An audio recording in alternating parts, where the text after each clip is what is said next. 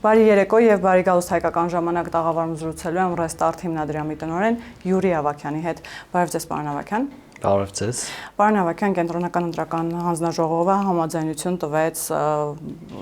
Նարեկ Կարապետյանին անձեռնմխելիությունից զրկելու իմաստով Արամ Վարդավանյանը արդեն հայտարարել է, որ սա քաղաքական հետապնդում է, թիրախավորում է եւ որ թե կենտրոնական ընտրական հանձնաժողովը, թե իրավապահ համակարգը այն միտումով է աշխատում, որ Նարեկ Կարապետյանը օգոստոսի 2-ին չստանձնի падգամավորական մանդատը, չհասնի ազգային ժողով եւ այսպես շարունակ։ Ինչ է կարծում, ինչ խմորումներ են տեղի ունենում Նարեկ Կարապետյանի շուրջ եւ այս քաղաքական հետապնդում եզրույթը ես ոնց հասկանում եմ առաջիկա բոլոր իրավական գործընթացների ընթացքում պարբերաբար լսելու ենք։ Բայց նաև հասկանանք, այս բոլոր գործընթացներում կա նաև քաղաքական կոմպոնենտը, թե սրանք զուտ իրավական գործընթացներ են, որոնք օրինաչափ են եւ պիտի լինեին։ Տեսեք, կոնկրետ ձեր մատնանշած դեպքի առթիվ, քանի որ նախաքննական գաղտնիքները հրապարակված չեն, ընդհանուր թեմատիկ շրջանակը կա, նշվում է փողերի լվացման եւ նաեւ Ալիկ Ալեքսանյանի, եթե չեմ սխալվում, այն գործով, որ ներգրաված էր այդ դեպքի հետ կապված, ուստի երբ որ ընդհանուր առմամբ իրավապահ համակարգի կողմից ինֆորմացիա չի տրվում, դրան կոնկրետ ինչ-որ գնահատական կամ կոնկրետ ինչ-որ պատասխան տալը դժվար է։ Իսկ եթե խոսում ենք ընդհանուր հետապնդումների մթնոլորտի մասին, ինձ թվում է կարող ենք առավել հատ հարցերի վրայով գնալ ու հասկանալ, թե ինչ է կատարվում։ Օրինակ նույն Գագիկ Ծառուկյանի մասով վերջին զարգացումները ասում են, որ սա անձնական հաշվեհարդար է։ Տեղին է նման փաթեթավորում տալ այն ամենին, ինչ տեղի ունենում Գագիկ Ծառուկյանի շուրջ։ Շատ լավ, Գագիկ Ծառուկյանի հետ կապված մի քանի ասպեկտ կա, որ ցանկանում եմ անդրադառնամ։ Առաջին հերթին տեսեք, Նախ եւ առաջ նախընտրական շրջանում կար ընդհանուր առմամբ թե փորձագիտական շրջանակում, թե առհասարակ անկախ չեմ ցանկանում ասեմ այս դիտորդների լսողների մոտ տպավորություն չլինի, որ բուն ընտրական դիտորդների մասն եմ խոսում, բայց ընդհանուր առմամբ կա իրավիճակ, երբ որ Հայաստանում Ռուսաստանի կոնկրետ Արգոս նախարարության եւ նաեւ այլ կառույցների հետ համահունչ ռետորաբանությամբ, այսինքն համընկնող քաղաքական ուժեր կային, ովքեր որ ցանկանում են երկրում իշխանություն վերցնել եւ գլոբալ առումով առաջին մղում են նույն նարատիվները, որը որ գալիս էր հենց ռուսական կողմից եւ ընդհանուր առմամբ այս կոնտեքստում նաեւ դժգոհություն կար, որ արդյոք պետությունը ի վիճակի է եւ սրա դեմ կարողանալու է որոշակի առումով պայքարել։ Ես ինչի եմ քաղաքական կոնտեքստի մեջ խորանում, որովհետեւ յուրաքանչյուր գործ մենք առանձին ես իրավաբան չեմ, որ իրավական ասպեկտները ասեմ, բայց այս քաղաքական ասպեկտների մասին խոսել կարող եմ։ Ուստի այստեղ տեսեք, հարց առաջանում, պետությունը այս իրավիճակի դեմ, երբ որ հարուստ մարդիկ մոբիլիզացվում են եւ ունեն նույն դիրքորոշումներ, ինչ որ օտար երկիրը, որը որ ցանկանում է միջամտություն ունենալ եւ հիբրիդային որոշակի գործողություններ իրականացնում նախընտրական շրջանում, արդյոք այս պայքարի կոնտեքստում պետքա պետությունը անի ինչ-որ մի բան, թե չէ։ Ես կարծում եմ, որ այո, պետք է անի, որովհետև եթե օրինակ այս պահին ովքեր որ պնդում են նշում են, որ 37 թիվն է, ես մի հատ անալոգիա եմ ուզում անցկացնեմ, օրինակ թող իրենք պատկերացնեն ԱՄՆ-ից Հայաստան են գալի մարդիկ կամ ԱՄՆ-ի հետ փոխկապակցված կամ ասենք ում որդին, որ գտնվում է ԱՄՆ-ում կամ այնտեղ վարչակազմի հետ ծերտ կապեր ունի եւ իրենք օրինակ հայտարարում են, որ հա մենք այստեղ պետքա զբաղվենք քաղաքականությամբ, այստեղ օրինակ պետքա իշխանություն փոխենք եւ ժողովրդին կոչեն, որ գան ընտրեն իրենց։ Եվ այդ հիմնական ուժերի օրինակ ղեկավարներից մեկը ունենում է նաեւ ԱՄՆ անձնագիր եւ նաեւ ինքը հայտարարում է, որ մեր մոտ մի 15-ից 20 հոգի հիմնական դերակատարներից այո նաև ունի ԱՄՆ անձնագիր։ Եվ իրենք օրինակ միլիարդատերեր են, բայց ասենք չեն հարստացել Ռուսաստանում, այլ հարստացել են ԱՄՆ-ում կամ Իսրայելում, ու այդ մարդիկ այդ քաղաքական պայքարը մղում են։ Այդ ժամանակ օրինակ ինչ էին իրենք կարծում, թե ինչ էին խոսելու էլի այս ժամանակ, արդյոք պետքա պետությունը որոշակի քայլեր ձեռնարկեր, թե չէ։ Հետևաբար, երբ որ մենք ընդհանուր իրավական գործընթացների կոնտեքստը նայում ենք, հասկանում ենք, որ որոշակի առումով նաև փորձառվում է այս ռուսական ազդեցությանը հակազդել։ Հիմա գալիս ենք արդեն ժողովրդավարության բաղադրիչին, որը որ պարտադիր ենթադրում է, որ ամեն ինչը պետք է երկաթբետոնյա իրավական հիմքեր ունենա։ Նույն Գագիկ Ծառուկյանի մասով։ Դրանք ենթադրյալ դեպքեր են, պատմությունների մասին բոլորը տեղյակ են, այսինքն այդտեղ շրջանառվում են նաև տարբեր ժամանակներից եկած խոսակցություններ եւ այլն, ժողովուրդը շատ բան գիտի։ Բայց ես կարծում եմ, որ համենայն դեպս ամուր պետութենականության պահպանության եւ հետագայում նաև ամեն իշխանափոխությանը զուգահեռ, որ փոխադարձ ունեցվածքների խլխլոցի տեղի չունենա, պետք է այնինչ տեղի ունենում մեկը հենց Գագիկ Ծառուկյանի նաև մյուսների նկատմամբ, դա տեղի ունենա ամուր իրավական հիմքերով։ Այսինքն սա ժողովրդավարության հետընթաց չէ, ինչպես օրինակ որոշ անհատներ են պնդում, ընդդիմադիր որոշ շրջանակներ ու ինչքան էլ տարօրինակ է, այդ մասին հայտարարում են նաև Ռուսաստանի Դաշնության որոշ պետական պաշտոնյաներ, որոշ պրոպագանդիստներ եւ Մեդվեդևը ի դեպ խոսում էր այն մասին, որ այնինչ տեղի ունենում Գագիկ Ծառուկյանի շուրջ, սա ապօրինի հետապնդում է։ Ինչպես հասկանալ նման հայտարարությունները, որ այնինչ տեղի է ունենում հիմա Հայաստանի Հանրապետությունում, հետքայլ է ժողովրդավարության իմաստով։ Տեսեք, ժողովրդավարությունից հիմնականում կարող են խոսել այնպիսի երկրներ, ում ժողովրդավարությունը հետաքրքրել է։ Հայաստանում մշտապես ամենատարբեր քաղաքական գործընթացներ եղել են, նույնիսկ փողոցում ցույցերի դուրս գալու պատճառով մարդիկ են սպանվել, բայց Ռուսաստանի կողմից ինչ-որ հայտարարություններ չեմ հիշում։ Հայաստանում եղել են ամենատարբեր խնդրահարույց ընտրություններ, իհարկե դրանց հետ կապված շատերի դատական վճիռներ չկան, բայց կա համընդհանուր ընկալում եւ կոնսենսուս, որ ընդհանուր առմամբ ժողովրդի ձայնը որոշակի մեր անկախ քաղաքական պատմության շրջանում գողացվել է։ Եվ այդ առումով Ռուսաստանի կողմից նման ակնարկներ մենք չենք նկատել։ Միևնույն ժամանակ Ռուսաստանը դա մի երկիր է, որտեղ օրինակ մարդը դատարկ թղթով կանգնում է Կրեմլի հրապարակում եւ այդ մարդուն ուղղակի ձերբակալում են որպես էքսպերիմենտ։ Այսինքն Ռուսաստանը առհասարակ ժողովրդավարության օրինակ չէ եւ Ռուսաստանը երբ որ խոսում է ժողովրդավարության կամ ժողովրդավարության հետընթացի մասին, դա նույնն է, որ օրինակ Ադրբեջանը կամ Ուզբեկիստանը խոսեն ժողովրդավարության մասին։ Հետևաբար այստեղ իրենք քաղաքական շարժառիթ ունեն, այսինքն եթե իրենք նույնիսկ ժողովրդավարություն տերմինը օգտագործում են որոշակի երևույթների մեկնաբանություն տալու համար, ուրեմն իրենք ցանկանում են պաշտպանել որևիցե անձանց։ Մյուս կողմից, երբ որ մենք խոսում ենք ժողովրդավարական հետընթացի մասին, պետք է հստակ գիտակցենք, որ կայացած ժողովրդավարության համար անկյունաքարային երևույթ է մասնավոր սեփականության իրավունքի անձեռնամխելիությունը։ Եթե չկա մասնավոր սեփականության իրավունքի անձեռնամխելիություն, առհասարակ խոսել ժողովրդավարության մասին անիմաստ է։ Դա է պատճառը, որ ես ասում եմ, ինչ գործընթաց էլ որ տեղի ունենում է, դա պետք է տեղի ունենա ամուր իրավական հիմքերի վրա, որ հետագայում նույնիսկ այն մարդիկ, ովքեր որ օրինակ շատերը ընկալում են կամ գիտեն, որ ինչ որ ապօրինի կամ մույթ պատմությունների մեջ են, այդ մարդիկ ոչ միայն չսրբագրվեն, նաև հակառակը տեղի չունենա, օրինակ որոշակի պարտավորություններ Հայաստանը չստանձնի։ Նաև այդ նշածս ամենակարևոր հանգամանքը դա է, դա հիմնականում այդ պետութենականության խնդիրը հատուկ է այնպիսի երկրներին, որտեղ որ ում ձեռքը ընկնում է իշխանություն, սկսում են մնացածին հարստահարել եւ սա իրականում իրանից վտանգ ներկայացնում է։ Հետևաբար ես այս հարցի մեջ անձնապես շահագրգռված եմ, որ հիմքերը ամուր լինեն։ Տրամաբանությունը որ գնում է, ես դա հասկանում եմ, որովհետև ես նոր անալոգիա իրականացրեցի, հա, նույն են մարդիկ, ովքեր իմ ասում են 37 թիվն է, եթե իրենք պատկերացնեին այդքան ԱՄՆ-ի վարչակազմի հետ փոխկապակցվածություն ունեցող մարդիկ գային այստեղ թեկուզ հայազգի եւ ցանկանային իշխանություն փոխել, հիմա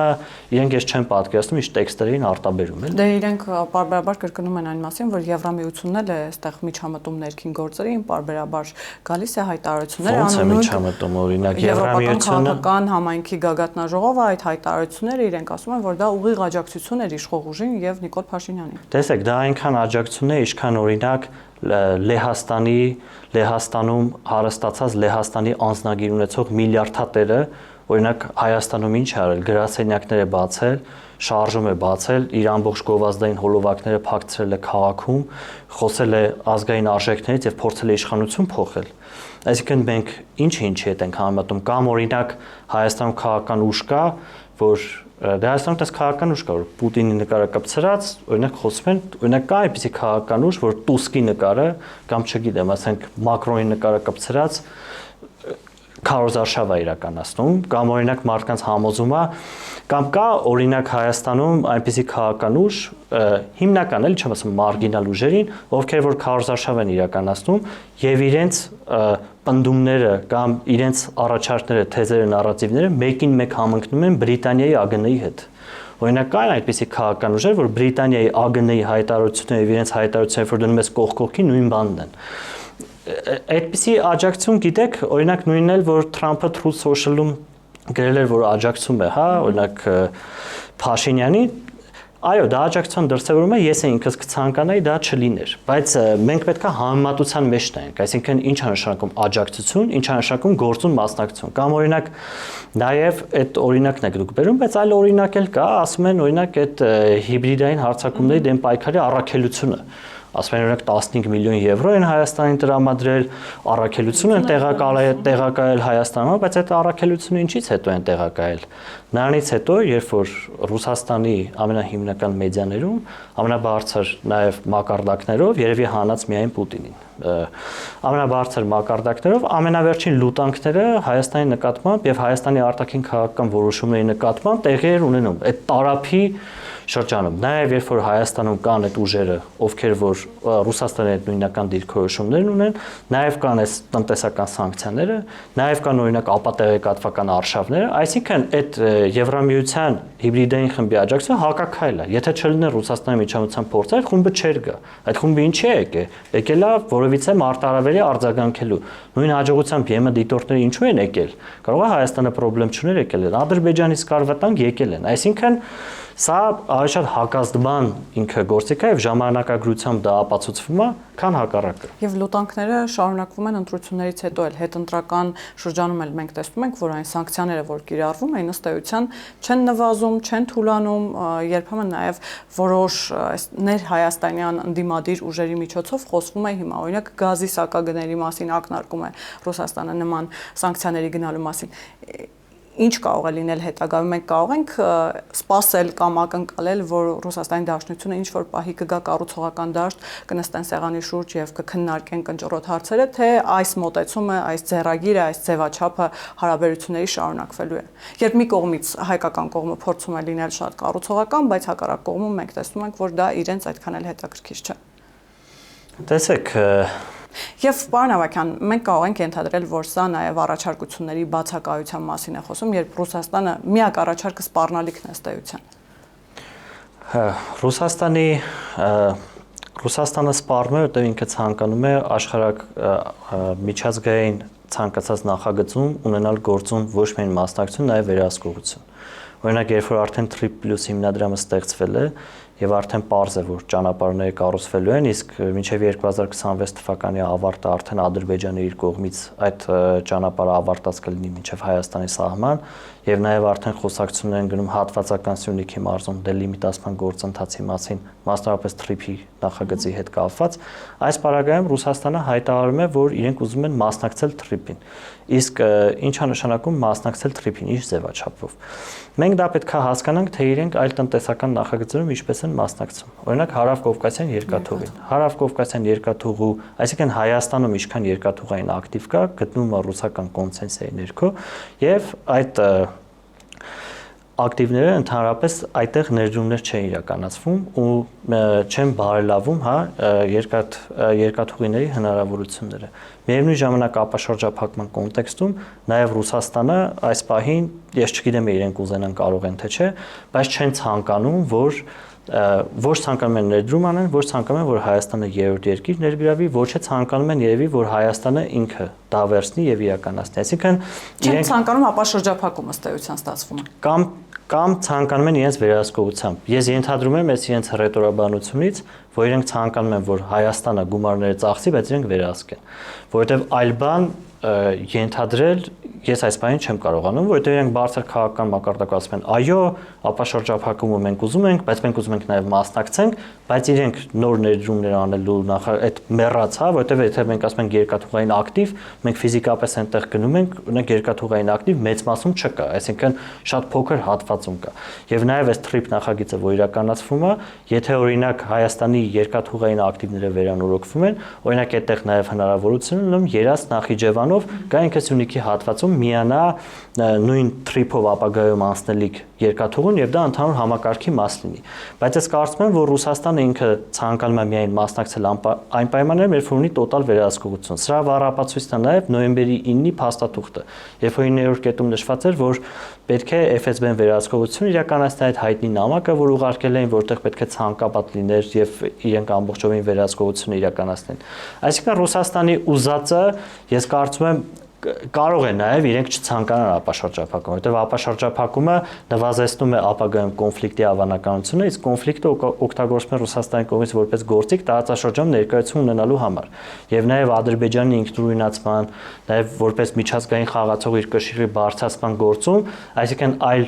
ապավինելու տեղ այս տարածաշրջանում կարծես թե քան Հայաստանն է, իրենք մոտակա ապագայում կարող է այլ բան չպատկերացնել։ Հետևաբար իրենք ցանկանում են հնարավորինս ճնշում գործադրել Հայաստանի վրա, որպեսզի կամ այդ ապաշրջափակումը թույլ չտան, կամ եթե լինի, իրենք ունենան դրա նկատմամբ վերահսկողություն։ Իսկ հեշտ է լինելու շրջանցել Ռուսաստանի այդ ցանկությունը եւ առաջ մղել Հայաստանի Հանրապետություն շահը։ Նկատի ունեմ նույն թրիփի իմաստով։ Տեսեք,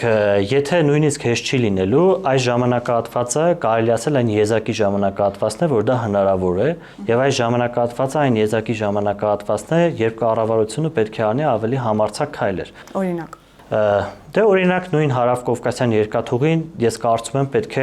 այնտեղ պայմանագրից բխող բնականաբար երկու ստեկ պարտավորություններ կան եւ այդ պարտավորությունների չկատարման հետ կապված պետք է հավաքվեն ապացույցեր, փաստաթղթեր, թղթապանակներ եւ Հայաստանը պետքա գործուն քայլեր իրականացնի կամ դրա մի մասը կամ ամբողջությամբ, որպեսզի կարողանա կամ հանձնի այլ ներդրողի կամ ինքնուրույն դրա կառուցումը սկսի։ Եվ եթե Հայաստանը դա այս պահին չի անում եւ այն պայմաններում, երբ որ Ռուսաստանը խրված է Ուկրաինայում պատերազմում եւ նաեւ պատերազմի ազդեցությունը իրենց վրա արդեն զգում են թե Մոսկվայի բնակիչները, թե նաեւ խորքեացնում մինչեւ նույնիսկ ծումենում են նավթավերամշակման գործարաններ տրակում, եթե այս քաղաքական, աշխարհակաղակական իրավիճակում Հայաստանը չի անում եւ պատերազմը ավարտվում է, դա գուցե ավելի անհնար լինի։ Եվ մի բան է այդ կոնսենսայի պայմանագիրը Հայաստանը ստիպված լինի երկարացնել, որովհետեւ այդ պայմաններում, երբ որ Ռուսաստանը շատ ռեսուրսներ չի ծախսում արդեն Ուկրաինայում, ավելի շատ քաղաքական ուշադրություն կարող է դարձնել տարածաշրջանի վրա, իսկ այստեղ ցավոք սրտի ամեն ինչ շատ լծակները այս հարավային Կովկասի 3 երկրներից հենց Հայաստանի վրա ունի։ Ես ճիշտ եմ հասկանում, որ որքան էլ որ հիմա խոսում ենք տնտեսության դիվերսիֆիկացիայի մասին, այն իմաստով, որ եվրոպական շուկան է բացվում Հայաստանի տնտեսվարողների առաջ արաբական շուկան, բայց առանց երկաթուղու անկախացման դա պատկերացնել հնարավոր չէ, թեկուզ նույն ապաշրջափակումը։ Տեսեք, երբ որ ապաշրջափակման կոմունիկացիաների կոնտեքստում երկաթուղին կարևորագույն ասպեկտներից մեկն է։ Եվ օրինակ հիմա, երբ որ հավանաբար արևմտյան երկրների կողմից Թուրքիայի հետ երկխոսությունների ընթացքում այս հարցը դրվում է, իրենք ասում են կարող են ասել, կարող են այս խաղաքարտը օգտագործել, ասել որ օրինակ տեսեք Հայաստանում երկաթուղիները ռուսական վերահսկողության տակ են եւ մենք այնպես չի որ այդ ապաշրջափակումը իմաստ ունի, որովհետև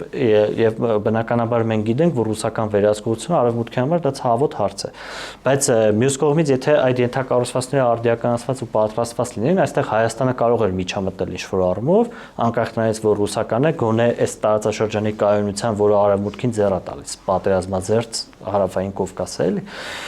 կարող էր որոշակի լոբիստական ջանքեր օգտագործել, բայց այս պայմաններում Հայաստանի դեմ խոսելը կարելի է ասել ավելի դյուրիտ է դառնում։ Ոստի ես կարծում եմ, որ այլընտրանք չունի, այո, այս երկաթուղիների հարցը որևիցե եղանակով պետք է լուծվի։ Իսկ ռուսական կողմը ինչ է կարծում այդ իմաստով պատրաստ է նահանջ կատարել, նկատի ունեմ նաև ազգային ժողովում նման մեծ մասնակցայնությունը այն ուժերի, որոնց ուղիղ սատարում էր Վլադիմիր Պուտինը եւ նրանց անվանեց պրոռուսական ուժեր, սա ավելի չի բացելու Ռուսաստանի Դաշնության թևերը, սա իր համար հնարավորություն չէ։ Տեսեք, ես ասեմ, որ նախ խորհրդարանական գործիքակազմը այդքան շատ չի, այսինքն այնպես չի, որ եթե իրենք ընդհանուր 37% պրոռուսական ուժերը հավաքել են, ապա կարող են ինչ-որ հավելյալ բան իրականացնել, այսինքն հավելյալ ջանքերի մեխանիզմներ, որոշումների վրա ազդեցություն չեն կարող ունենալ։ Չէ, այսօրվա սահմանությունը դա թույլ չի տալիս, այսինքն առանցնակի տարբերություն չկա այդ 26%-ը թե 37%-ը։ Մյուս կողմից ես չեմ կարող ասել դա ինչ հետևանք կունենա, բայց մի բան հստակ գիտեմ, որ հիմա դա ավելի հնարավոր է, քան հետո, որովհետև այս պահին իրենք շատ ռեսուրսներ այստեղ հատկացնելու ոնց որ բան չունեն։ Մյուս կողմից էլ մենք նշում ենք, օրինակ պրոռուսական ուժերի ձայների տոկոսային հարաբերակցությունը գնալով ավելանում է։ Եթե մենք ուղղակի թվերին ենք նայում, ապա 21 թվականի ընտրությունների արդյունքներով համընդհանուր ընդդիմությունը ստացել էր 26%։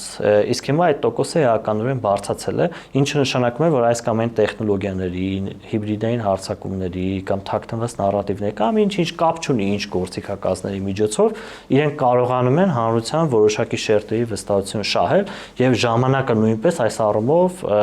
կարելի ասել խաղաղության գործընթացի այն գործընթացի, որ այս բան կառավարությունը իրականացնում է, այդ գործընթացի օգտին չի աշխատում։ Հետևաբար այս ստեղծված ժամանակահատվածը պետք է օգտագործել։ Տեսեք, մեկ այլ միտում եւ մոտեցում էլ կա, որ վերջին օրերին շատ է հանդիպում, հատկապես Բարգավաճ Հայաստանի աջակիցները աչքի ընկան այսպես հումորային դրսևորումներով, երբ հայտարարում են, որ Գագիկ Ծառուկյանի նման անկախ եւ մտածող մարդկանց, ինքնուրույն եւ մտածող մարդկանց այս իշխանությունը չի հանդուրժում։ Նույնը հիմա ուժեղ Հայաստանն է փորձում փաթեթավորել որ այնինչ տեղի ունենում Նարեկ Կարապետյանի շուրջ, դա պայմանավորված է նրանով, որ նման միտք ունեցող մարդկանց պատրաստ չէ իշխող ուժը տեսնել ազգային ժողովում նրանց հետ բանավեճի մեջ մտնել։ Սա ինչ միտում է, արդյոք կա վախի դրսևորում, արդյոք կա այդ մտավախությունը, որ իշխող ուժը իսկապես նրանց համար այնպիսի պայմաններ է ստեղծում, որ օրինակ մեկ օրում 105 մանդատ վայր է դնում միանգամից ուժեղ Հայաստանի ներկայացուցիչները, վերջին օրերին մենք տեսանք, որ եւս 3 հոգի մանդատները վայր դրեցին, սա ինչով է պայմանավորված։ Սա ներսում անվստահության մթնոլորտով է պայմանավորված, թե իսկապես իշխանությունը այդ պայմանները ստեղծում է իրենց համար, ինչպես հայտարարում են։ Դեք ես հակառակն եմ կարծում, ես կարծում եմ, որ առհասարակ իրենց մասնակցությունը ավելի շատ բարձրացնում է իշխանության շանսերը։ Այսինքն իրենք լինելով հակառեյտինգ ունեցող անհատներից բաղկացած ընդդիմություն, ովքեր խստորեն ասոցացվում են այն մարդկանց հետ, ում ժողովուրդը համընդհանուր դուրս եկավ հեղափոխության, հա։ Ես դա իրենք ուղղակի խոսույթ է, որ օգտագործում են իրենց գոյությունը կամ քաղաքական դաշտում արկայից կամ ինչ-որ ձև իշխանությանը հակազդելու համար, բայց իրականության մեջ ավելի ես կարծում եմ իշխանափոխությանը ավելի կնպաստեր, եթե այս ուժերը շատ վաղուց կամ քաղաքականության մեջ չլինի։ Ես ու ընդհանուր առմամբ գիտեք, սա համընդհանուր ընկալում է, որովհետև իրենք էլ են շատ լավ հասկանում, որ շատերը իշխող ուժին ձայն տվել են նրա համար, որ հանկարծ իրենք չգան իշխանության, այսինքն իրենց հակառեյտինգի պատճառով եւ առհասարակ խորանալ այդ խոսույթի մեջ, որ անկախ կարծիքից վախենում են եւ այլն, ես կարծում եմ առհասարակ չեն վախենել, նաեւ շատ գոհ են։ Նույն եթե հիշում եք 18 թվականի առաջին բանավեճի ժամանակ հենց ԿՊՆ-ին չէր ասում, ասում էր քանի դեռ այս ընդդիմությունն է, մենք անդադ կընտրվենք եւ միջև այս պահը մենք տեսնում ենք, որ դա ավելի ճշմարտանման է, քան իրենց ձևակերպումները եւ ես կարծում եմ, որ առհասարակ թե Հայաստանի ժողովրդարության հաստատման, թե իշխանափոխության տեսանկյունից, ինչքան այս ուժերը դաշտում չլինեն, խաղի մեջ չլինեն, այնքան փոփոխությունները ավելի արագ կլինեն։ Իրենց մի քանի ձևակերպման էլ անդրադառնանք, պարոն Ավագյան, նախ Քոչարյանը ասում էր, որ իրենք սպասելու են հարմար պահի, առիթի, տրիգերի, նաեւ որպեսզի սկսեն հեղափոխություն, իրենց աջակիցները դուրս գան փողոց, Սամվել Կարապետյանը խոսում է ինչ-որ գաղտնի պլան ունենալու մասին։ Այս հայտարարություններին պետք է լուրջ վերաբերվել, թե սրանք պարզապես էլի օրակարգի բացակայության մասին են խոսում։ Տեսեք, քանի որ հետընտրական շրջանում Հայաստանի քաղաքական անկախ Հայաստանի քաղաքական պատմությունները դա ցույց տվել, որ անմիջական հետընտրական շրջանում հնարավոր է փողոց գեներացնել այն պարագայում, երբ որ կա համընդհանուր ընկալում, որ ձայները գողացվել են։ Եվ քանի որ հիմա այդ ընկալումը չկա, իրենք պետք է սպասեն տրիգերի։ Ինչ վերաբերում է տրիգերին, իրենք մինչև այս պահը այդ կերպեր գործել են։ Եթե մենք նայում ենք օրինակ ընդդիմադիր համընդհանուր ճակատ ձևավորած շարժումներին, ապա որ պայմաններում են դա տեղի ունեցել։ Երբ որ օրինակ եղել է Պրահայի հայտարարությունը, հա, երբ որ դրանից հետո օրինակ եղել է սահմանազատման գործընթացը, այսինքն իրենք հիմա սպասելու են նմանատիպ մի հատ գործընթացի, հիմնականում որը ավելի շատ ունի աշխարհակահաղական կոնտեքստից եկող արմատներ, եւ դրա հիման վրա փորձելու են իրենց, այսպես ասած, փողոցի գեներացման գործընթացը կառուցել այս կամ այն կերպ հիմնականում ապատեղեկատվությունով ուղղորդված արշավների միջոցով։ Միևնույն ժամանակ իրենք այնպես չէ, այս բան հանգիստ նստում են, օրինակ Ես մի շատ ուշագրավ տեսանյութի ականատես եղա, որտեղ Նարեկ Կարապետյանը օրինակ այցելելով Լոռու մարզային համայնքներ, որտեղ իրենք մեծամասնություն են հավաքել, այդտեղ իրենք իրականացնում են բարեգործական ծրագրեր։ Մասնավորապես 5-րդ երեխային մորանունով տալիս են բնակարան, նաև ինչ-որ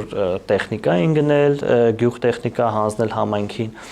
որը ինքնին ցույց է տալիս, որ սա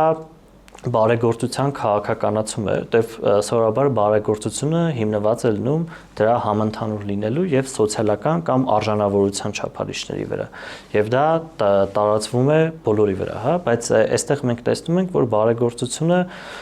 քաղաքականացում է, գործիքայնացվում է եւ տրամադրվում է համայնքներին ըստ քաղաքական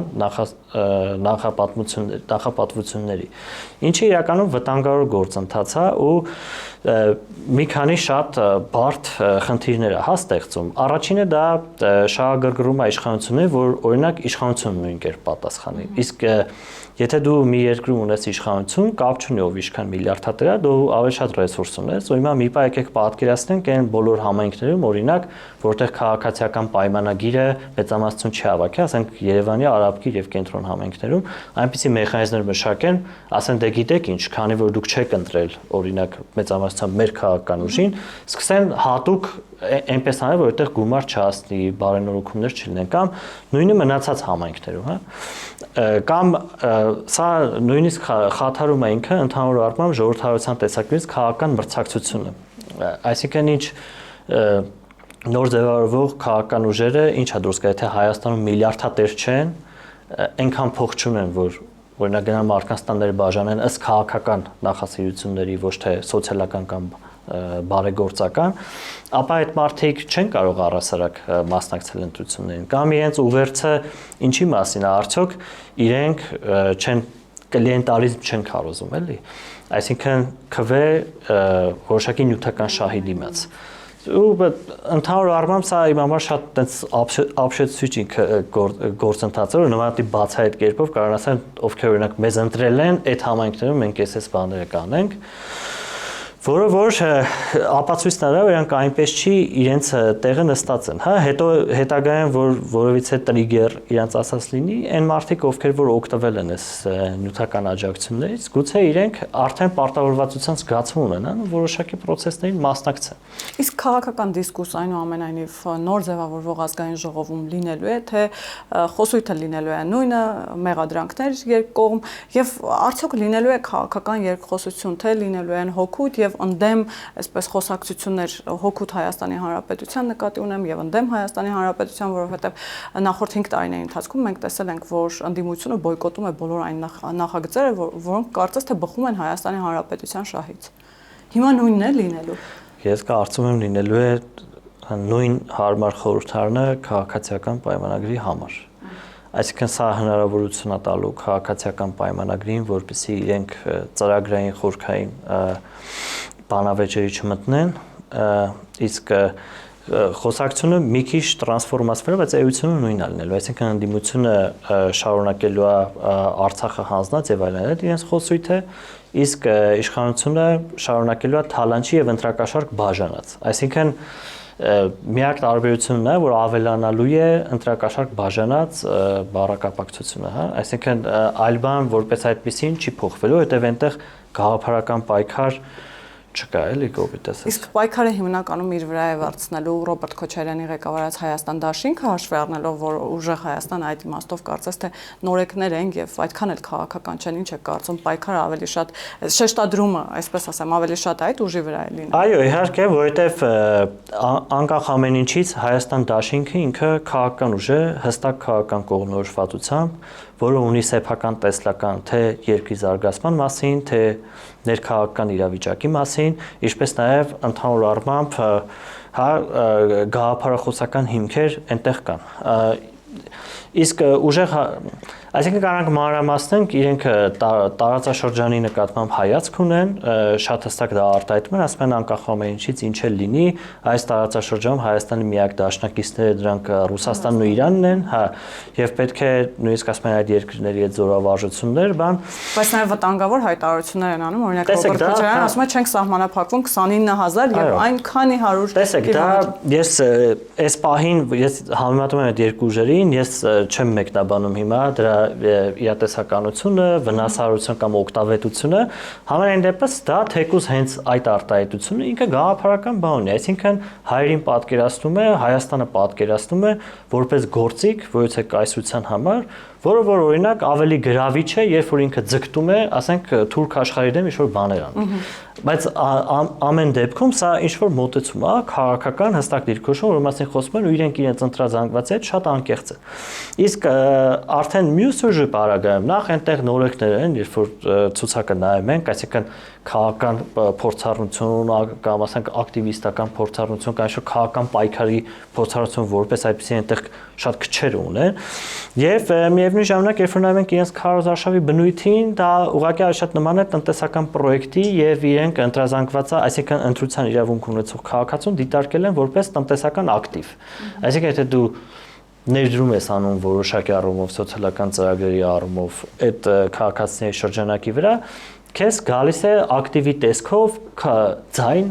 ընտրությունների ժամանակ եւ դա արդեն գուցե իրենք այդպես ավելի շատ ձայն հավաքեցին այս ընտրությունների արդյունքում, բայց իրենք ավելի վատ կարող են արդեն պայքարել երկրի թիվ 1 քաղաքական ամբիոնում ես կարծում։ Այսինքն ԿՊ-ի համար էլի ստեղծվել է հարմար ընդդիմություն, այսպես ասացիք։ Հա, դա հարմար ընդդիմություն է, ես չեմ կարծում, թե ասում եմ էականորեն բան չի փոխվելու, այսինքն մենք այս